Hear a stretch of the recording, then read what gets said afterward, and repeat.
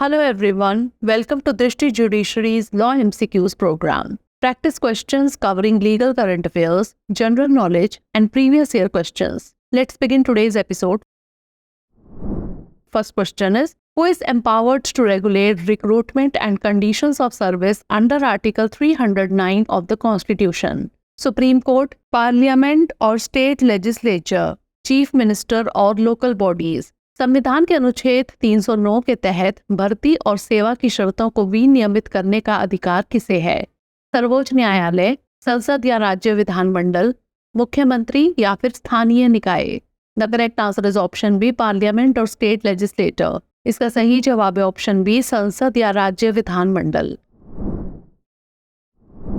Recently, in the case of Union of India and others versus Jagdish Singh and others, the Delhi High Court held that an official memorandum cannot supersede the recruitment rules under Article 309 of the Constitution of India 1950. Article 309 deals with the recruitment and conditions of service for persons serving the union or a state. Article 309 grants authority to the appropriate legislature, parliament or state legislature to regulate recruitment and conditions of service. हाल ही में भारत संघ एवं अन्य बनाम जगदीश सिंह एवं अन्य के मामले में दिल्ली उच्च न्यायालय ने माना कि एक आधिकारिक ज्ञापन भारत के संविधान 1950 के अनुच्छेद 309 के तहत भर्ती नियमों का स्थान नहीं ले सकता. अनुच्छेद 309 संघ या राज्य की सेवा करने वाले व्यक्तियों की भर्ती और सेवा की शर्तों से संबंधित है. अनुच्छेद 309 भर्ती और सेवा की शर्तों को विनियमित करने के लिए उपयुक्त विधायिका, संसद या राज्य विधानमंडल को अधिकार देता है. Next question, what can the appropriate government do under remission according to section 473(1) of BNSS? Extend the sentence, suspend और remit the sentence, file an appeal और कंडक्ट अ रीट्रायल. BNSS की धारा 473(1) के अनुसार छूट के तहत उपयुक्त सरकार क्या कर सकती है? सजा बढ़ाना, सजा को निलंबित या माफ करना, अपील दायर करना या फिर पुनर्विचार का संचालन करना. The correct answer is option B, suspend और रेमिट द सेंटेंस. इसका सही जवाब है ऑप्शन बी, सजा को निलंबित या माफ करना. Recently in the case of Mafat bhai Moti bhai Sagar versus state of Gujarat and others, the Supreme Court laid down the law regarding conditions imposed while granting remission. Section 473(1) of the Bharatiya Nagrik Suraksha Sanhita gives the appropriate government the power to grant remission, suspend the execution of a sentence or remit part of the punishment. हाल ही में मफत भाई मोती भाई सागर बनाम गुजरात राज्य एवं अन्य के मामले में सर्वोच्च न्यायालय ने सजा में छूट देते समय लगाई जाने वाली शर्तों के बारे में कानून बनाया है. भारतीय नागरिक सुरक्षा संहिता की धारा 473(1) समुचित सरकार को सजा में छूट देने, सजा के क्रियान्वयन को निलंबित करने या सजा के कुछ हिस्से को माफ करने की शक्ति देती है. Next question, against whom is article 21 of the constitution enforceable? Private individuals, the state, corporations और ओनली द जुडिशरी? संविधान का अनुच्छेद 21 किसके विरुद्ध लागू होता है? निजी व्यक्ति, राज्य, निगम या फिर केवल न्यायपालिका? The correct answer is option B, the state. इसका सही जवाब है ऑप्शन बी, राज्य. Article 21 provides protection against the state, which includes the government departments, local bodies, and legislators. Article 21 protects the right to life and personal liberty, ensuring that no person is deprived of these rights except according to the procedure established by the law. अनुच्छेद 21 राज्य के विरुद्ध सुरक्षा प्रदान करता है, जिसमें सरकार, सरकारी विभाग, स्थानीय निकाय और विधायिकाएं शामिल हैं. अनुच्छेद 21 जीवन और व्यक्तिगत स्वतंत्रता के अधिकार की रक्षा करता है.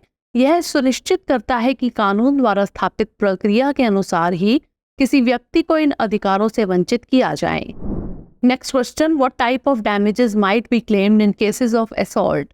मेडिकल एक्सपेंसेस, इमोशनल डिस्ट्रेस और प्यूनिटिव डैमेजेस, फिजिकल इंजरीज और प्रॉपर्टी डैमेजेस? हमले के मामलों में किस प्रकार के हर जाने का दावा किया जा सकता है? चिकित्सा व्यय, भावनात्मक संकट या दंडात्मक हर जाना, शारीरिक चोटें या फिर संपत्ति का नुकसान? The correct answer is option B, emotional distress और प्यूनिटिव डैमेजेस. इसका सही जवाब है ऑप्शन बी, भावनात्मक संकट या दंडात्मक हर्जाना। Assault can lead to claims for emotional distress or punitive damages, whereas battery may lead to claims for physical injuries and medical expenses. Assault involves an act that creates an apprehension of imminent harmful or offensive contact but does not require actual physical contact. Battery involves actual physical contact that results in harmful or offensive contact with another person. हमले के कारण भावनात्मक संकट या दंडात्मक क्षति के दावे हो सकते हैं, जबकि मारपीट के कारण शारीरिक चोट और चिकित्सा व्यय के दावे हो सकते हैं। हमले में ऐसा कार्य शामिल होता है जो आसन्न हानिकारक या आपत्तिजनक संपर्क की आशंका पैदा करता है, लेकिन इसके लिए वास्तविक शारीरिक संपर्क की आवश्यकता नहीं होती है। मारपीट में वास्तविक शारीरिक संपर्क शामिल होता है, जिसके परिणाम स्वरूप किसी अन्य व्यक्ति के साथ हानिकारक या आपत्तिजनक संपर्क होता है। Last question, under order 32 rule 10 of the code of civil procedure on the death of next friend the suit shall be dismissed, stayed, rejected और डिसमिस्ड और रिजेक्टेड। सिविल प्रक्रिया संहिता के आदेश 32 नियम 10 के तहत नेक्स्ट फ्रेंड की मृत्यु पर मुकदमा इस प्रकार होगा: खारिज, स्थगन, अस्वीकृत या फिर खारिज या अस्वीकृत। The correct answer is option B, stayed. इसका सही जवाब है ऑप्शन बी, स्थगन। As per the Order 32 Rule 10 of the CRPC on the death of next friend, the suit may be stayed until the appointment of a next friend in his place.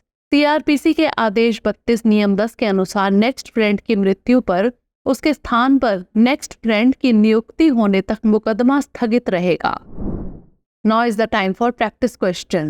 Under the Indian Stamp Act 1899, lease means a lease of movable property, immovable property, movable and immovable property or none of the above. आइए note कर लेते हैं अभ्यास प्रश्न। भारतीय stamp अधिनियम 1899 के तहत लीज का अर्थ है चल संपत्ति, अचल संपत्ति, चल और अचल संपत्ति या फिर उपरोक्त में से कोई नहीं। Send the answer of this question in the comment section. Thanks for watching. इसका उत्तर हमें comment section में जरूर भेजिएगा। धन्यवाद।